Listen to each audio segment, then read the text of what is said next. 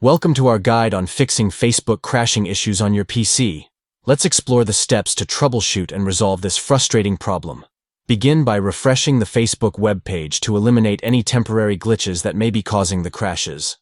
Next, clear your browser cache and cookies. For detailed instructions, visit your browser's support website. This can address any browser-related issues impacting Facebook's stability. If the crashing persists, log out of Facebook Desktop and log back in. Sometimes relogging can help stabilize the application and prevent further crashes.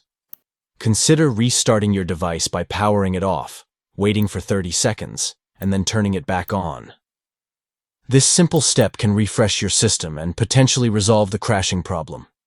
Switching to a different network or using mobile data may improve Facebook's performance if there are network-related issues causing the crashes. If the crashing issue continues, don't hesitate to contact Facebook support for personalized assistance in resolving the problem. Check your internet connection to ensure it is stable and strong enough to support Facebook without interruptions. A poor connection can lead to crashes. By following these steps, you can effectively troubleshoot and fix Facebook crashing problems on your PC. Stay connected and enjoy a seamless Facebook experience by resolving these issues promptly.